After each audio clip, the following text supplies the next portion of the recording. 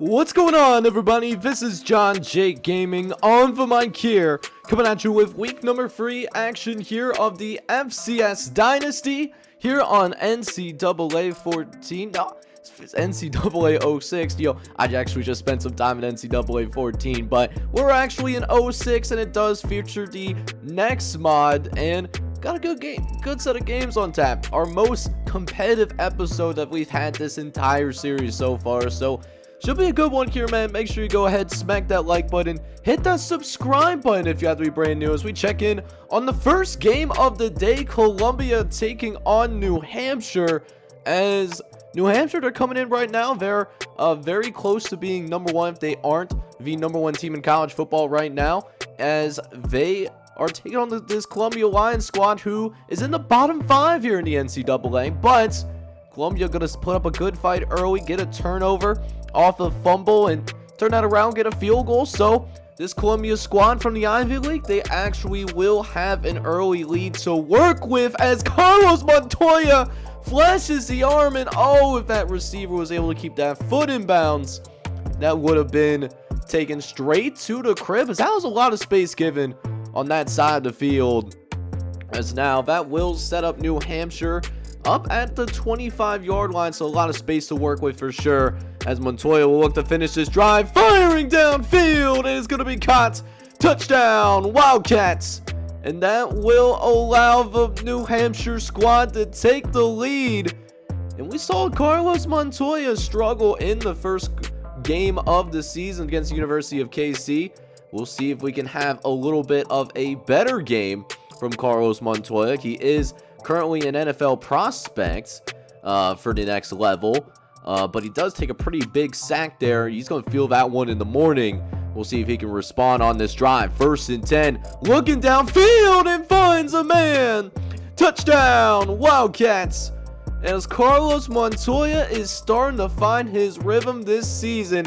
One-on-one ball on the outside. He trusts his receiver to make a play, and gonna go into the halftime locker room with an 11-point lead, as well as the ball to start the second half as well, as Montoya is gonna start the second half by throwing an interception.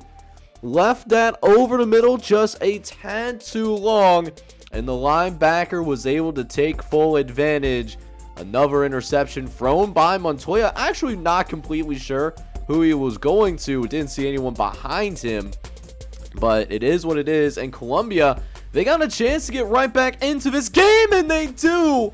One-on-one ball on the outside, and it comes down with it. Touchdown, Lions. And Columbia gets right back into the game, and we already got ourselves an upset alert here in this episode. It's going to be a wild one here in the second half, as Carlos Montoya is going to throw yet another interception. He had such a clean first half. While you really turned the quarter against University of Missouri, Kansas City, and an overthrow, and frankly, probably a ball that he shouldn't have thrown in the first place. That was going to be a really tough decision for him to make. He ends up going ahead, and that will end up being intercepted for the second time. Thankfully, his special teams is stepping up in a big way, as Otis Grip, the true freshman custom recruit, is going to high step his way into the end zone, and he has been a really electric player for the Wildcats, making his name felt right away, and doing so maybe a second time. I didn't realize we could very well be in a Drake song, because Otis Grip is going to go back to back, and he's going to grip the end zone as well. Touchdown, Wildcats.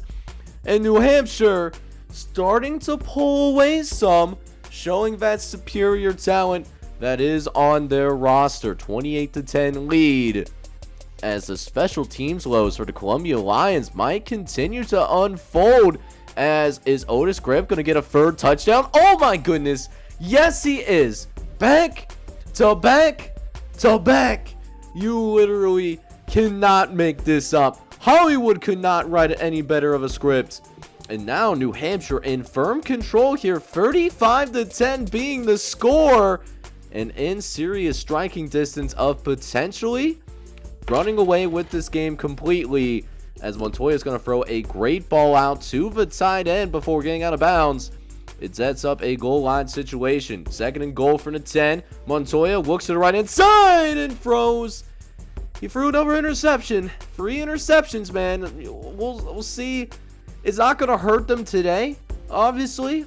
They do have this game, it seems like, pretty under control. But, man, all these interceptions that have been thrown so far, definitely a red flag. You like to see that cleaned up for sure. And just in general, a lot of turnovers for this New Hampshire team. And, yeah, they will end up winning this game unless something really crazy happens here in the last 3 minutes of this entire ball game. But you know, when they go up against better teams, you know, they're going to really have to clean that up because they were -4 in the turnover margin in this one. It will still allow New Hampshire to go 2-0, while Columbus will be continuing to search for their very first win of the entire season so far. But man, it just felt like if Columbia, they had a better football team, man, this could have been a lot more interesting. And for a while, it was actually pretty close. We'll have to monitor to see if New Hampshire can clean itself up. As we will go ahead and move on to the second game of this episode. A little bit of love for St. Thomas as they will go on the road to take on the Tigers of Tennessee State, who come into this week ranked number 14 in the entire country. In St. Thomas, they are certainly going to have their hands filled a little bit here, as they will take on Dylan Thomas, who had a really nice debut. You know, it's not easy to step in after, you know, you had an NFL caliber quarterback in Michael Berry go on to the NFL. So the fact that he, you know, he didn't try to win the game for Tennessee State, he just made the right decisions. So we'll see if that continues. But St. Thomas here, midway through the first quarter, they're actually going to take the lead. The Tommies, a former Division III school. We'll see if they can notch yet another top 25 win, as St. Thomas is one of those schools, man, like they are not really one of those teams that is able to, you know, get some consistency on the offensive side of the ball. But that being said, though, what St. Thomas is capable of is want to make things competitive, although we will see Tennessee State go ahead, take it all knotted up at 7 apiece here. But it does remain tight here going into the second quarter. Things starting to remain tight, but we got a fumble. The running back tries to scoop it up and try to run it forward for the first down. He just fell on it instead.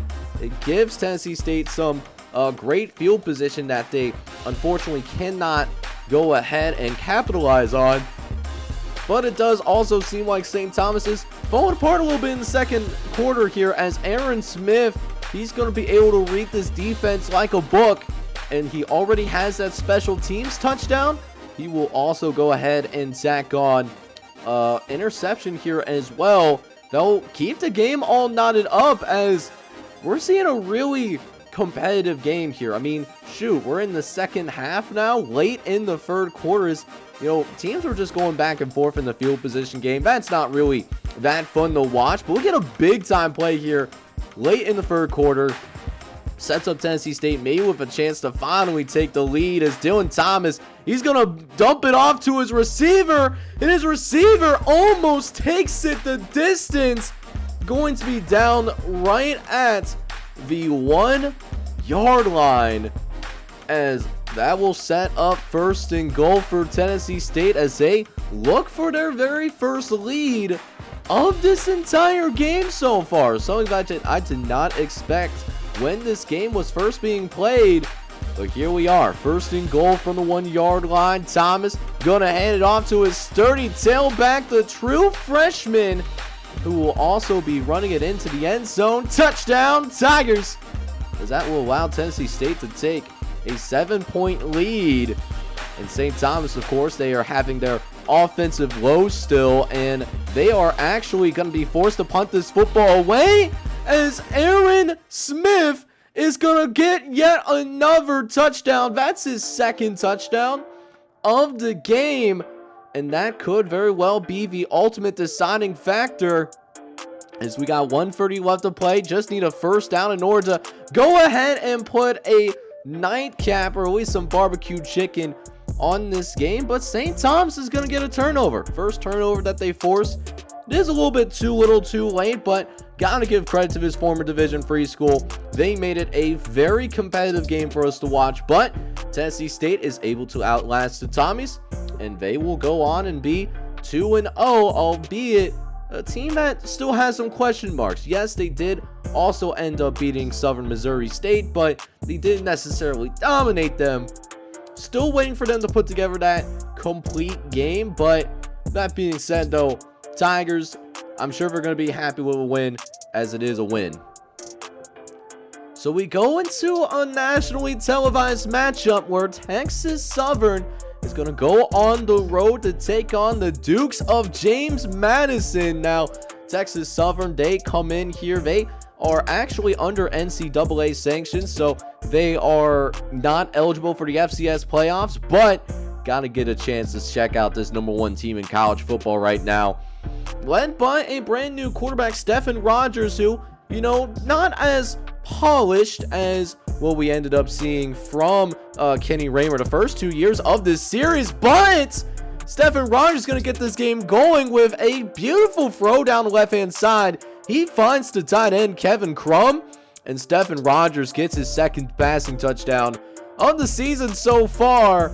Now allow James Madison to enjoy an early 7-0 lead, but this tailback right here is just absolutely on a different level right now as Roderick Murray just bursts through that whole pause and carries it all the way to the end zone. That was good rush defense initially by James Madison, but Roderick Murray, we have to talk about him. Possibly one of the best running backs in college football right now, at least down here at the FCS level. He's simply built different. As now James Madison tries to reclaim the lead as Rogers tries to throw to the left-hand side, looking for Kevin Crum, but it's going to be intercepted. This linebacker has a chance to go all the way, and it's tackled at the 1-yard line. But Robert Blumenthal is going to get a massive play for the Texas Southern defense. Saw Kevin Crum out in the flats and just jumped all over that route. And Texas Southern, they go ahead and capitalize. It's a touchdown for the Tigers. And Texas Southern finds itself ahead against the #1 team in college football right now. And finding a hard time responding as well, as we're going to see a run here for Adam Mayhew. He's the quarterback for Texas Southern. They haven't really passed the football all that much. They've been really trying to do all of it on the ground game, but Adam Mayhew having a hard time finding a hole in the defense. Robert Rodricks, he ends up finding the end zone. It's a touchdown for Texas Southern. Roderick Murray, man, I don't know why I was having a hard time finding his name. I just said his name too. That's the crazy part. But what's not crazy though is he's got a second rushing touchdown of the game. He's really making a name for himself and putting some pressure on Stephen Rogers as well. His team down 21-7, but they are built for this. They are a pass-heavy offense as David Thorne is going to come down and make the catch, his second catch of the game, already with close to 80 yards receiving.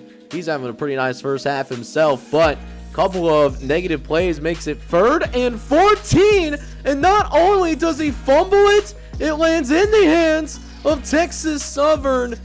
And on this play alone, it ends up being as much as a 14-point swing because it takes all the way back to the end zone. It's a touchdown for the Tigers.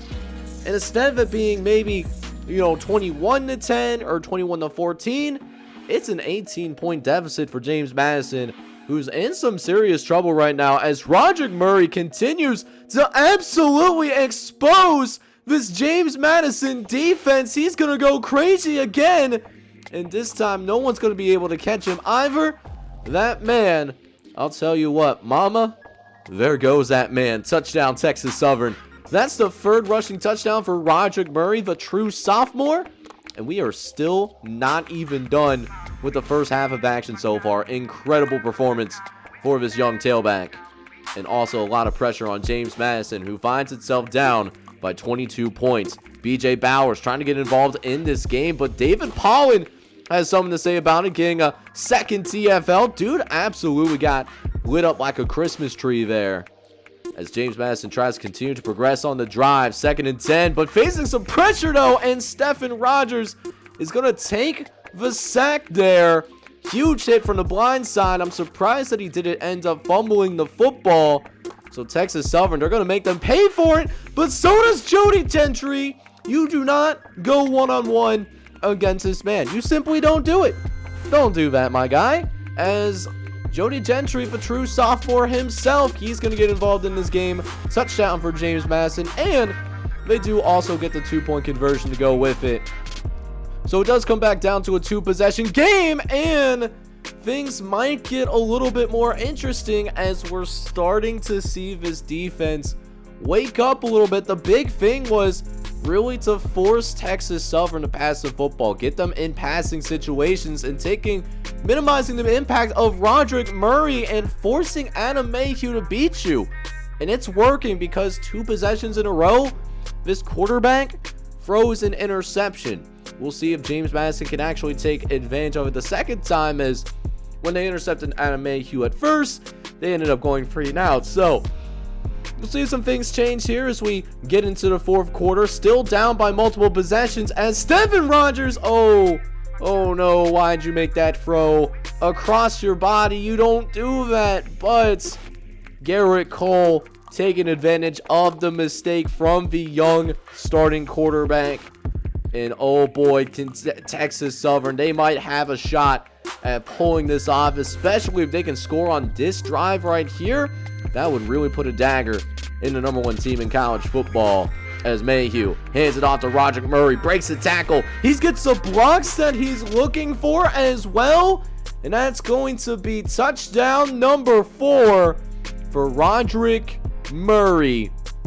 Big time players make big time plays, and that is a classic example of that right there. Touchdown Texas Southern, as that will make this game pretty much out of reach for this James Madison squad, but good trying to finish strong nonetheless, as we get a really nice pass over to David Thorne. We've seen a lot of passing yards for the Dukes, just couldn't put up enough points, and obviously they couldn't stop Roderick Murray either. That's another huge driver in all of this as well, as we see dropping back and look to the left hand side, targeting David Thorne once again, and should be a touchdown unless it ends up being an offensive penalty. That's going to bring back James Madison. We'll have to check out what the penalty is, and sure enough, it's an offsides on the defense, so the touchdown will remain for the James Madison Dukes. They do go for 2 points to try to cut this down to a 10-point game. However, they did end up failing the 2-point conversion, and at the end of the day, they just ran out of time. They ran out of time. Can't really blame this completely on the offense. This was all Roderick Murray's doing, man. Absolutely special player. We saw a big-time performance in this one, as Texas Southern is going to be able to pull off the incredible upset against the #1 team in college football. And while they won't be able to play in the FCS playoffs this year, it does help boost the program so that they just might see better days after they do end up finishing with their NCAA sanctions. So we've seen some really exciting games here in the early going, but let's go ahead and check out what some early games have been doing here in simulation, starting with the Tulane and Louisiana Lafayette matchup, as the Raging Cajuns blow out Tulane at home, winning 37-12, which will likely remove Tulane from the top 25. They just arrived as well. As for Ball State, they also take the upset. They lose to Southeastern 24-14. That puts Ball State at 1-1 and in danger of falling out of the top 25 as well. UCF was also very close to going 0-2 as they went on the road against Dartmouth, and they gave them everything that they can handle, but the Big Green falls short, 27-20 being the final score, and Dartmouth falls to 0-2. As for Temple, however, they went and played host to Nicole State, and the Colonels pull off the upset win, winning 29-18, as Temple also in danger of falling out of the top 25. We'll see if the Colonels get a little bit of love. Akron also having the same issues as well, as the upsets keep rolling in. Tennessee Tech able to win one at home, winning 31-24 as the Golden Eagles are off to a 2-0 start.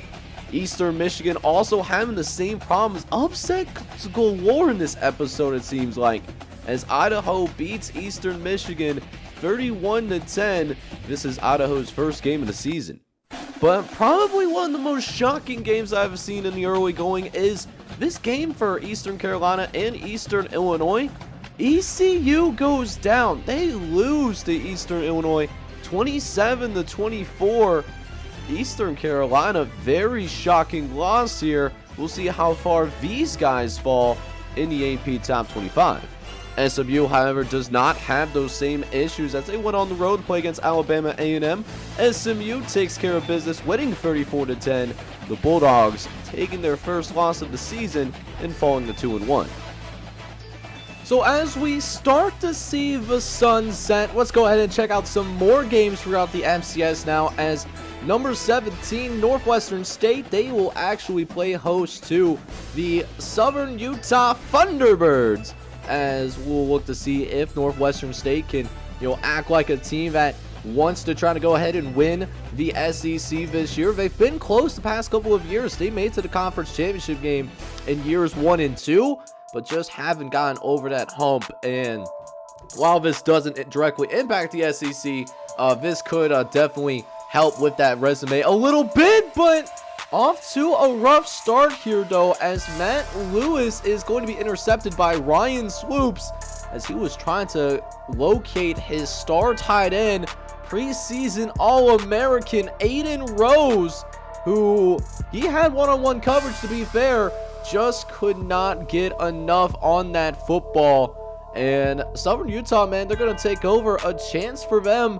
to take the lead early as they try to utilize that option attack. Running back gonna get a little loose here, as we'll go ahead and see Southern Utah with the chance to go ahead and get some points on the board early. As now, 3rd and goal from the 8-yard line, looking for that end zone, and sure enough, Southern Utah, they are going to get it. Touchdown Thunderbirds, as that will give Southern Utah the very first points of the game. And once again, we saw an upset in that last game in this episode again for James Madison. Will we see the same thing for Northwestern State? Matt Lewis trying to prevent that as he throws an absolute dime to Aiden Rose. Look at this throw, absolutely big time. And you love to see it from your freshman quarterback, as Lewis looks to the left-hand side, gets to the Aiden Rose again, almost managing to break a tackle as well. But what that will end up doing is getting Northwestern State inside the 5-yard line, as it's going to be 1st and goal from the 3, as we'll see if superstar running back Aiden Rose gets involved. But no, it's the fullback that is going to get some love, as we do see Bo Arias provide just a little bit of push from the back, but Northwestern State draws within 3 points. But Matt Lewis is going to throw an interception here before the end of the first half. A chance for them to take the lead, but Jake Coaxers takes advantage of, frankly, what was a bad pass for Matt Lewis. I don't know if he was going for the flat or if he was going for somebody else, but either way, not a good pass whatsoever. And Southern Utah, they actually will have the lead going into the second half. Still just 10-7 for the time being, as we'll go ahead and get things going here in the second half as Bo Arias gets some space to work. He is all by himself, wide butt naked open, and he is going to be gone like a girl in a country song. Touchdown Demons, as Bo Arias, this true freshman, he is truly on some demon time right now, I will tell you what. And that will give Northwestern State the lead as we continue to progress through the 3rd quarter. Lewis trying to pick up the sticks on 3rd and short, finds Aiden Rose, who comes down and makes yet another catch, and another big-time play from your All-American tight end, who was originally supposed to be a flat pattern, but recognized that, hey, not initially open, let's go ahead and cut upfield, and works extremely well that time. as it does extend the drive. Extended so to that we get a big time throw in the back of the end zone. Touchdown, Demons. And Matt Lewis, with the smallest sliver of a window, still finds a way to fit it in there. And Northwestern State, for the very first time, 2-possession lead. And it's only going to get worse for Southern Utah as they try to run the option on their next possession. It's been a clean game for Southern Utah, by the way. That was actually their first turnover of the entire game so far. And they still fumbled the bag nonetheless. As now, a chance to extend this lead further. Bo Arias with the delay handoff.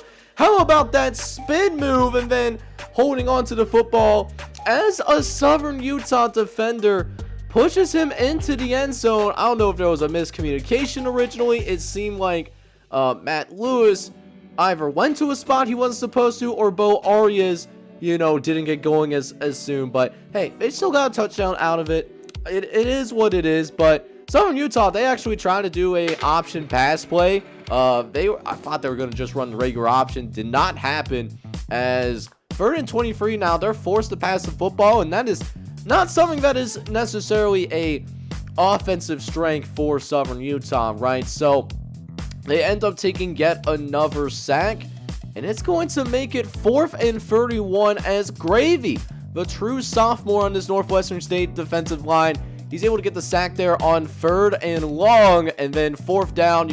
You're trying to make a play happen. We do end up seeing essentially a turnover on downs. So all the momentum going Northwestern State's way, but Demons cannot score though. So it remains 28-10, but Southern Utah trying to make things interesting though, as we got a touchdown for the Thunderbirds. And their head coach signaling that they do want to go ahead and go for that 2-point conversion.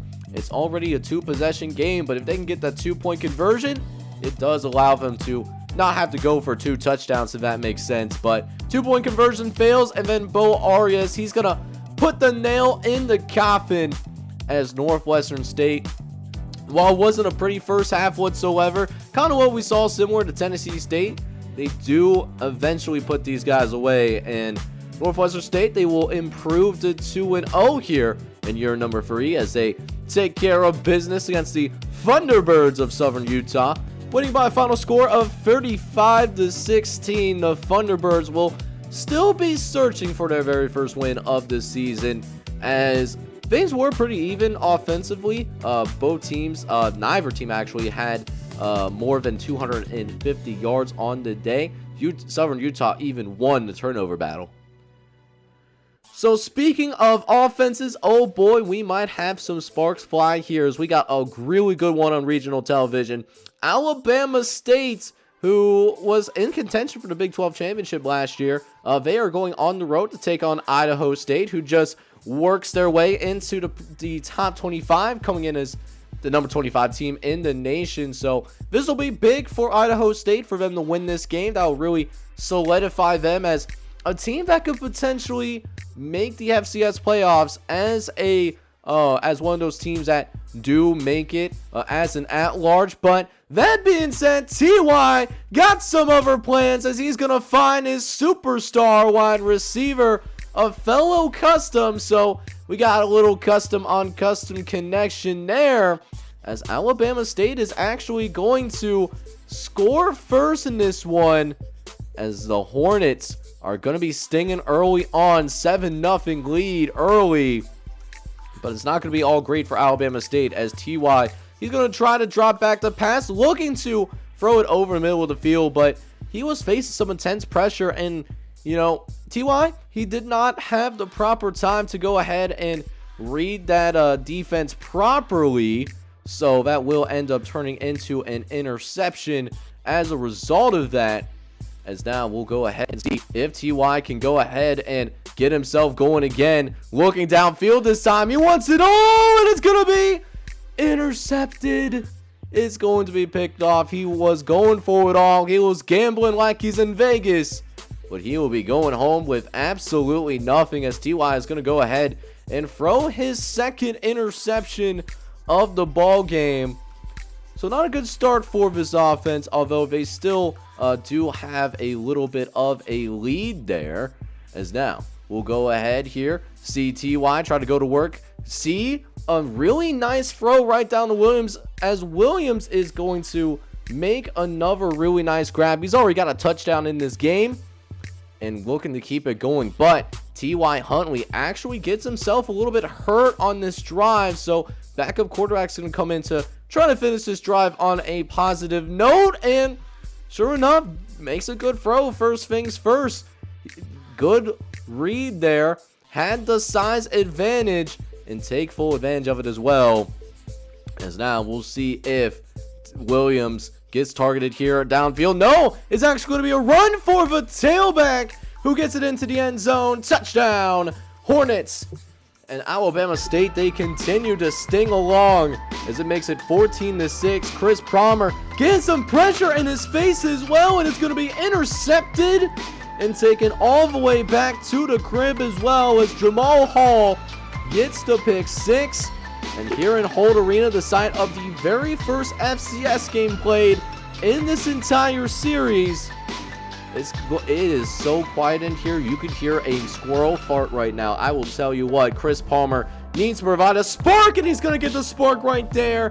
59-yard touchdown as Chris Palmer, he steps up in the pocket. He had the matchup that he wants, and just a big-time throw there in this game that gets Idaho State back in. So does this crowd as well, as Chris Palmer, man, dating back to the first half, starting to find a rhythm. 4 consecutive completions for the senior quarterback, showing him the experience.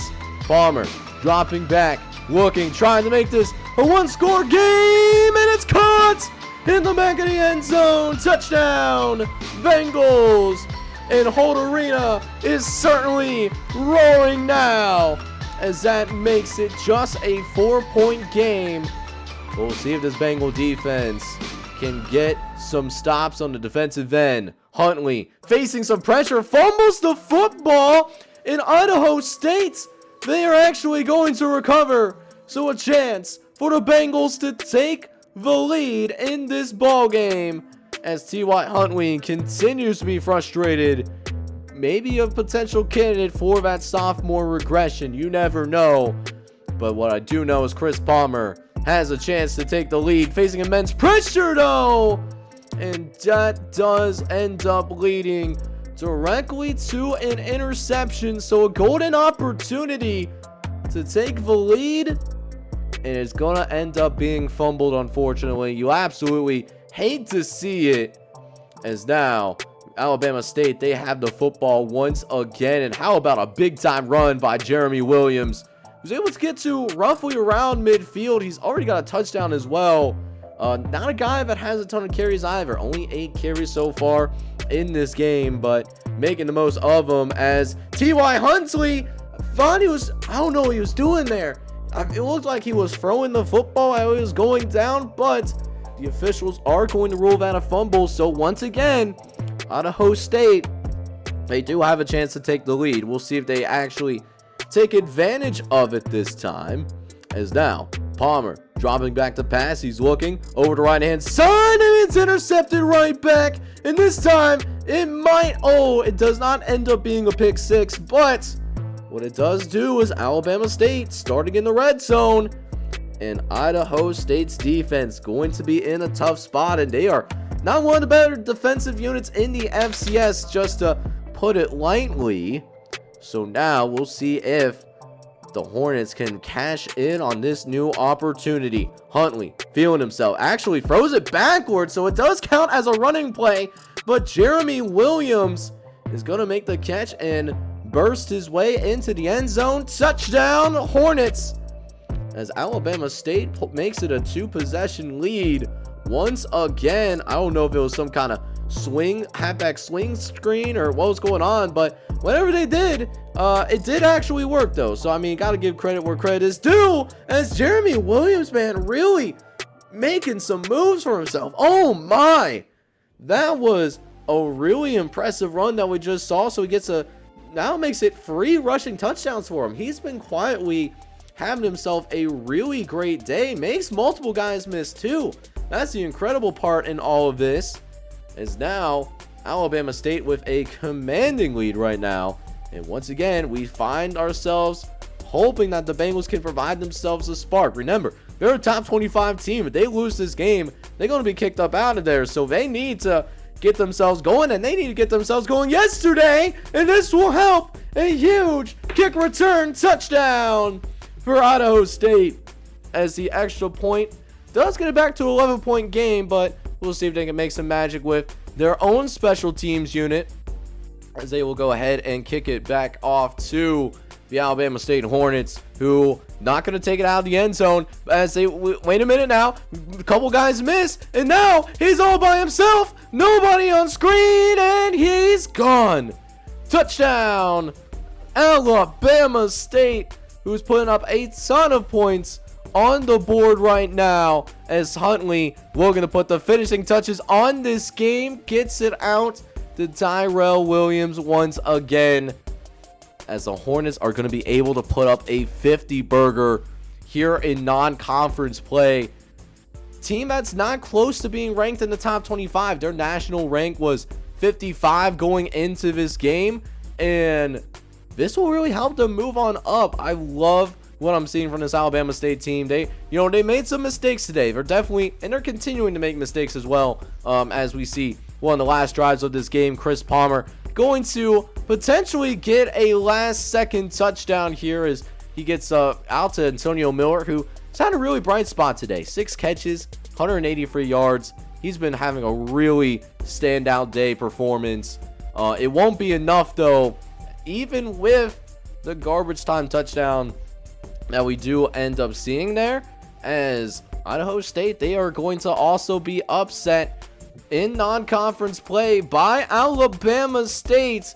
And that actually is going to be Alabama State's first win of the season, whereas the Bengals of Idaho State, they will be losing their very first game of the season as well. So, going to be interesting to see how the top 25 polls look.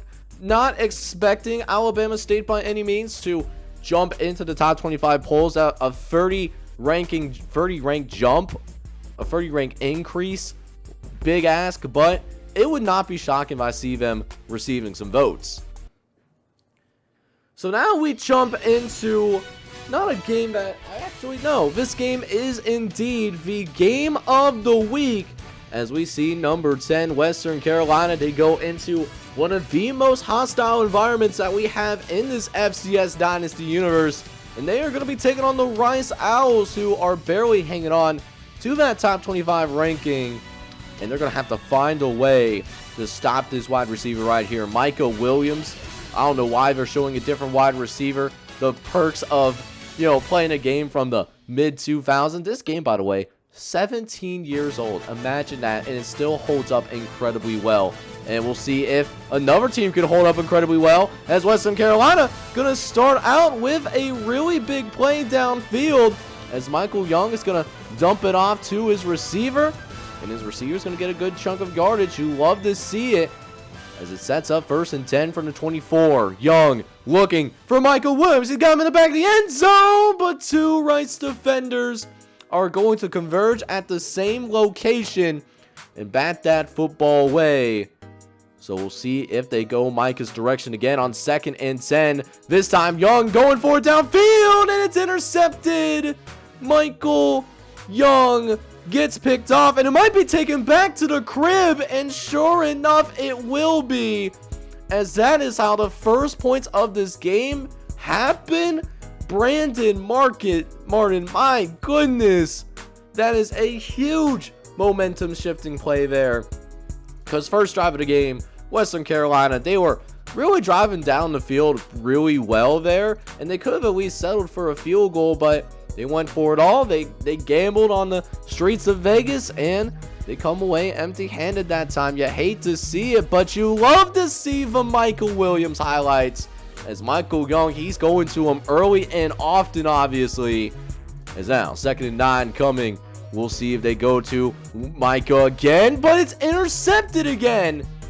Michael Young, the JUCO transfer, this was a problem for him in that first matchup against SMU, and that's going to continue to be a problem. He has thrown, I believe, 5 interceptions already in this season, and we just literally started the season like a few episodes ago. So a little bit of a red flag, but Rice, thankfully, they are having a really tough time on offense. They haven't done much of anything, to be honest with you guys. So we'll see if Western Carolina can get themselves back on the board. Going to the running game as we see Jeffrey Kennedy get absolutely lit up like a Christmas tree there. As now, 3rd and long coming up. Michael Young dropping back. He looks over the left-hand side. He's going to toss it into the end zone. Touchdown, Catamounts. As Western Carolina is able to tie this thing up. And we now go to the second half because of it. As now, Rice, they're going to be looking for a score of their own. They haven't done anything on offense either until this point. So, Western Carolina, they do eventually tie this game, but it was going to be a regional to think that Rice was just not going to score anything on offense all game long. So, and they do end up holding on to the lead until potentially the very last play where Michael Young tries to do something, but it's going to get intercepted on that very last play of the entire game. And turnovers were the difference, man. Western Carolina, I think, is still a better team than Rice, but it just didn't show on the field. First of all, couldn't force any turnovers. You hate to see that. And then Western Carolina, 3 untimely turnovers, 2 of them which were on Rice's side of the field. That could have at least been field goals, and we could have been talking about a different game, to be honest with you guys. But that's why you go ahead and play the game out there, because you never know what happens until you put on those pads and you face those 22 guys that stand in front of you. And because of that, Western Carolina, they lose their first game of the season, whereas Rice, they get a huge boost here in their home opener, notching a top 10 win at home. So as the night folds in, we still get more exciting action throughout the FCS. We got to talk about this real quick.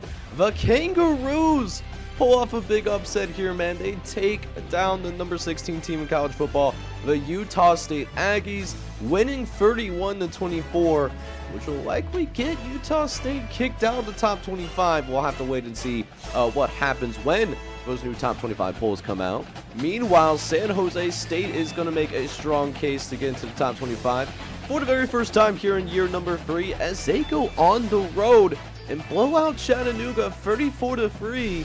That does get San Jose State out to a 2-0 start, while Chattanooga loses their first game.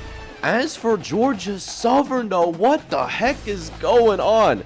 We're talking about a team that just really beat UCF, who was a top 10 team last week. They lose to an unranked Troy squad 35-7 here. So definitely a very confusing game, to say the least. Troy, however, does manage to get their first win of the season. So as we continue into the nighttime, we now go down to South Carolina, where we'll see the South Carolina State Bulldogs coming in ranked number 15 in the country, take on Jackson State, who did also win their opening game this season, as should be an interesting matchup. South Carolina State, we'll see if they can get more from their offense this year. We know that their defense is simply built different, probably one of the best, if not the best linebacking core in the country. They're at least top 5 at that specific position, but can they get enough from their offense? This will help us answer some questions right away, as Carlos McDougal gets a pretty good throw right off rip. But with that being said, 3rd and long, gonna need this quarterback to continue making those plays, and not only does it not happen, but we get a turnover on the field, and that is going to provide Jackson State with some fantastic field position as well. So Jackson State here trying to pull the upset. We'll see if they can do just that, as Jackson State takes over on the 47-yard line. Gonna launch it deep downfield, and it's gonna be caught. Touchdown, Tigers, as Jackson State, not led by Deion Sanders, at least in this specific universe, but still showing that same level of energy and same level of fight early, as Jackson State will go ahead and take that 7-0 lead early, as we'll go ahead and see if they can keep that momentum going. South Carolina State going to receive the kickoff, but got some solid blocking downfield, and all of a sudden we're going the other way, and the Bulldogs are going to instantly respond. Touchdown Bulldogs, and it's all tied up once again. And the last thing you want to do is try to play South Carolina State's kind of game, but Ryan Morris, quarterback, he's not feeling for any of that, as he finds his freshman wide receiver. That is Amadi Nadaye that actually made the catch, but it is all in vain. However, as Devin Porter is going to come down with the interception. So there was a chance to possibly get some points on this drive. It does not happen. And now South Carolina State with a chance to take the lead as they try to do a direct snap, but the running back is also going to fumble the football. You cannot make this up. You're a top 25 team, and you're having these kinds of issues early with taking care of the football. That's already 2 turnovers in this first quarter alone. Not necessarily a winning formula, but that being said, though, we will end up seeing an interception for the South Carolina State defense. And I try to tell y'all, this linebacking core, it is certainly built different. And we saw it right there as well, as that is going to provide South Carolina State with great field position now. We'll see if they can actually go ahead and take advantage of that same field position. As South Carolina State, they actually do end up settling for a field goal, but it does give them the lead for now, as Ryan Morris, he gets his, he thrown on the next play, and it's now a huge throw downfield, and Jackson State is going to take the lead. Oh my goodness. Jackson State, they're looking for that upset in the biggest way, as now we go into the second quarter of action here. Tigers looking to continue that momentum as well, as South Carolina State receives the kickoff. We already see one special teams touchdown, but we will not see a second, at least not right now, as we get yet another turnover, the 3rd turnover for the South Carolina State team. It does end up costing them a field goal as well, but still remaining a 1-possession game, as Ryan Morris is continuing to show some good poise. I thought South Carolina State would get some more sacks on the quarterback by now, but that has not happened. We'll see if they dial up the blitz a little bit more, and they do. Pressure right away, as that is Quan Hutchinson, a true freshman custom prospect that is going to intercept Ryan Morris, and it will not be a 2-possession game, at least not yet. Although I am actually surprised that the Jackson State receiver did not somehow come down with that. It did appear that he had a slightly better angle. But with that being said, it does remain 17-10 going into the halftime locker room. But that being said, Nadaye is going to put this football on the ground in what has been a really sloppy game that we've seen here. Already 7 turnovers in this one. We still have a whole half of football left to play, but it does give South Carolina State a chance to tie this thing up, and sure enough, they've been struggling in that passing game. Might as well get that rushing attack going, and Williams carving his way into the end zone, and it does tie this game up again. And it's certainly been a back and forth affair, a game that we have loved to enjoy thus far. As we'll see what Ryan Morris has in store. Dropping back, looking over the right hand side, but it's intercepted. Another turnover for the Bulldogs defense, as Devin Porter gets interception number 2 in this one. Just keeping his eyes on the quarterback, and that is just some intense pressure that the Bulldogs are bringing, directly leading to that turnover, as that will bring a new quarterback into the game, Jerry West, who was actually the starter last year, but he's also going to throw an interception, and Quan Hutch, he gets pick number 2, and it's going to be taken straight to the crib. And here we are midway through the 3rd quarter. We've seen South Carolina State retake that lead. Will this be what they need to finally pull away from this Jackson State squad. Here we go. 2 minutes left to play in the fourth quarter. Jerry West still in the game for the Jackson State Tigers, trying to lead a drive that'll tie this game up. West looking over the middle, finds his tight end, Quan Hutch, lays the lumber, but still this tight end is able to hang on and make the catch. And it gets Jackson State. It helps them get into the red zone, where they've been pretty solid over the course of this season. West providing a game-tying touchdown for the Jackson State Tigers. And now all knotted up at 24 apiece. It's Carlos McDougal's time to shine, to see if he can lead a game-winning drive. Attacking downfield, and somehow his guy is going to end up with it. Oh my goodness. It's going to be on the 26-yard line. And while South Carolina State, they do not have the best of kickers. That being said, though, that does slightly get them into field goal range. We'll see if they can get a little bit closer, though. McDougal dropping back, looks to the left-hand side, but it's intercepted. McDougal had the chance to win his team the game, but instead, he is actually going to go ahead and fumble the bag. You cannot make this up. 10 turnovers in this game alone. You got to be kidding me right now. And that is actually going to take us into overtime. We play 4 quarters of football and we still don't have a winner. So for the very first time, at least in gameplay here in year number 3, we will have overtime coming through. Now, South Carolina State, they do end up receiving the ball first. Get this game going. They go 3 and out, attempting a field goal, but the field goal attempt actually ends up being missed. So now Jackson State actually gets a chance. They drive it down into the red zone. They got a first down. They don't want to risk it for the biscuit. They go for the 26-yard field goal attempt, and it's actually going to be good. And sure enough, the Jackson State Tigers are going to send some minor shockwaves around college football, as they are going to pull off the win on the road against the top 25 team in the country, South Carolina State.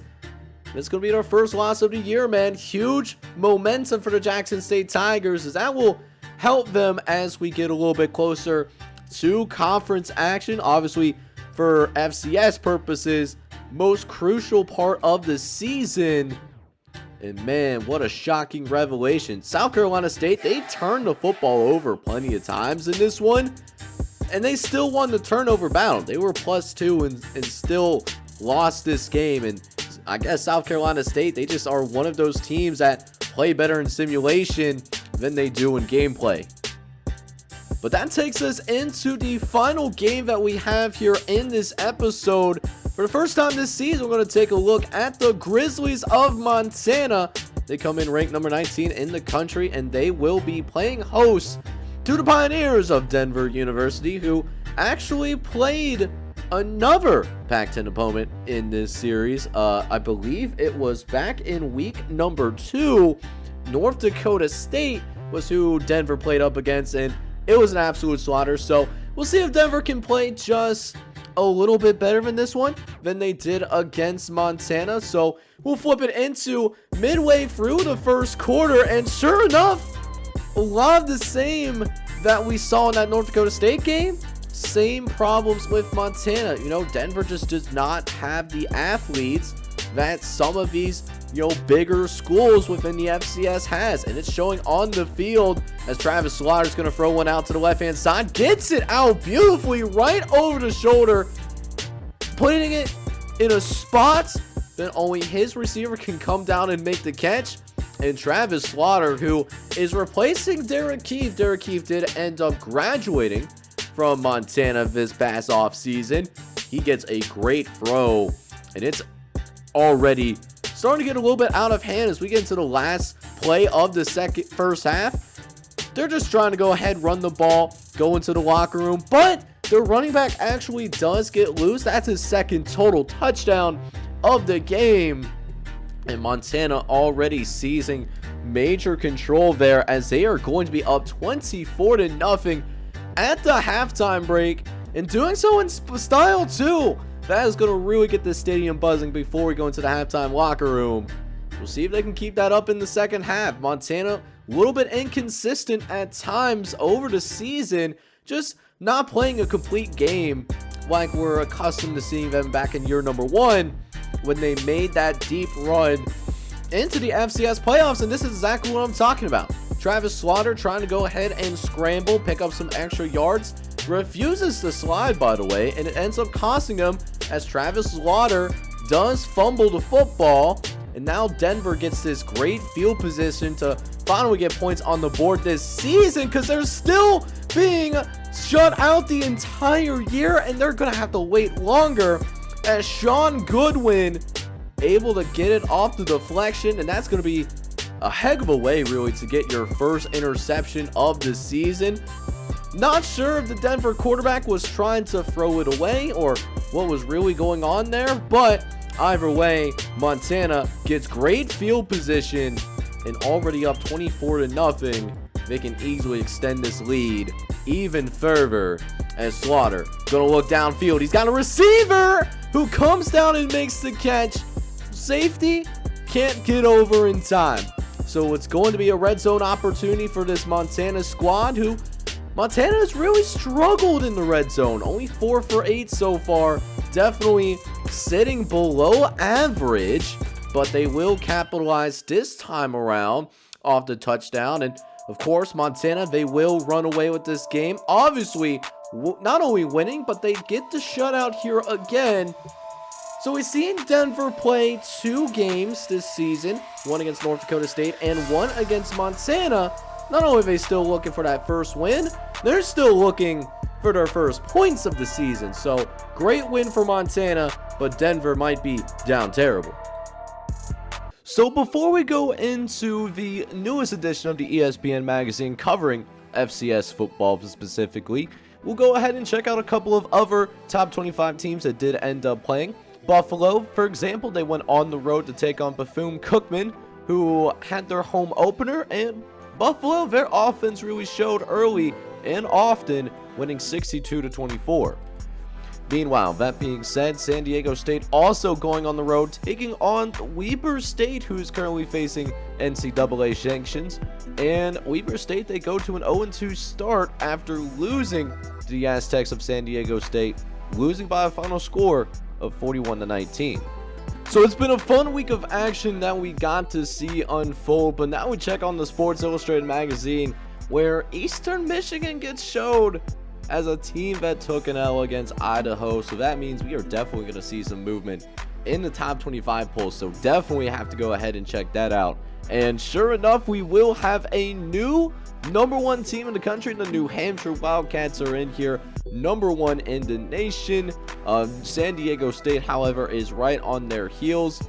Kent State moves up to number 3 in the country despite being on bye, and frankly, a lot of teams in the top 25 did end up being on bye this past week. But we do see James Madison, they do fall to number 7 in the country with that loss to Texas Southern. We'll see if Texas Southern does reappear on that top 25 list. They definitely do deserve it. Tennessee State, top 10 team as well, despite only beating St. Thomas by a couple of scores. So that's really interesting. Who else we got? Eastern Michigan falls by 8 spots. Northwestern State up 6 to number 11. Buffalo up to number 12. Then we do see Western Carolina. They only moved down a couple of spots. 7-point loss on the road. That's not a huge deal. So I love that Western Carolina did not get too terribly penalized, even though they were in a very hostile environment for that loss for this season. But the biggest drop of the week, though, goes to Georgia Southern, number 16 in the country. Now, after a really head-scratching loss to Troy, we'll also see if Troy gets into the top 25 as well. That'll be really interesting to see, as we do get our first team that does appear in the top 25 poll for the first time. New Mexico State, they're now up to number 20 in the country. Idaho up to 21 after their free touchdown win over Eastern Michigan. Sanford gets in, as does San Jose State Nicole State, who makes its first top 25 appearance this series. This is their first top 25 ranking. And then South Carolina State, they barely hang on after a overtime loss to Jackson State. Jackson State will be going to play against North Dakota State in the next week, so definitely going to be watching out for that. As we see some teams that are also receiving votes as well. Southern is in there along with Texas Southern, Towson, Tennessee Martin. The Skyhawks are in here. Montana State, EIU after their win against Eastern Carolina. And then at the back end, we got Temple and UNLV. So a lot of parity here to start this season. As for the Heisman watch, though, we still see Albert Miniachi, the senior running back from Georgia Southern, still on the top of the list, even though it's been a somewhat pedestrian season. 2 touchdowns, 229 yards, which I know he's averaging 100 yards a game, but he is on a run-heavy offense. But sitting in second place, though, we still have Travis Wilkerson, the Alcorn State quarterback, who was on bye last week, so we didn't get a chance to see him. Andre Smith, though, moves up to number 3. He has 4 total touchdowns on the year already. As a true sophomore, has made an incredible impact. As is freshman redshirt Ryan Vaughn, who off to a great start so far. 55 for 70, 8 touchdowns, no interceptions so far. Ryan Vaughn has been really a game changer for the Aztecs, so he's number 4. And then rounding out the list is one of your guys' custom players, Otis Grip, who is a true freshman. He's already got 5 total touchdowns, also helping a little bit on defensive end, few tackles, and a pass deflection. So I don't expect him to last on the Heisman list, but it's been a great start in special teams for this young man right here. And speaking of phenomenal starts, we got to talk about the NCAA Players of the Week. As we start with the offensive side of football, we go to Roderick Murray, who was the main reason why his team was able to pull off that great upset against James Madison on the road, no less, as Roderick Murray ends up with 31 carries, 280 yards, and 4 touchdowns. Also chipped in with 16 receiving yards. He was the Texas Southern offense, and he was a huge reason why his team won the football game. Difference maker right there on the offensive side. And then on the defensive side of football, it comes from a shootout. Montana State linebacker Jared Windrum, who is in his sophomore campaign as of right now. His Montana State Bobcats, they get to 2-0 after a 6-point win in overtime, by the way, against Murray State. And listen, Jared Windrum had a great game in that overtime performance. 12 tackles, 5 of which were TFLs, 2 sacks, 3 interceptions. He was really keying in on that passing game. And then also a little bit of an icing on top, we got a forced fumble to go with all of that as well. So a phenomenal performance for Jared Windrum that we did get to see in simulation. But the NCAA season continues to march on, as next episode we will have week number 4 here in the FCS Dynasty. And I hope you guys really enjoyed this episode. This is, I think, our most competitive regular season week that we have seen in the entire series so far, so that's been really cool to see. So that being said, hopefully the rest of the season kind of lives up to that, as we see these teams get better. Maybe we see a little bit more competition between these squads. So yeah, man, should be an exciting episode, and I think we're gonna have a really exciting season on our hands. If you agree with me, would really appreciate it if you do me a huge favor. Hit that like button, hit that subscribe button as well if you do happen to be brand new to the channel. This is John J Gaming on the mic signing off, but I'm hoping you're all out there having a good one. Take care, everybody.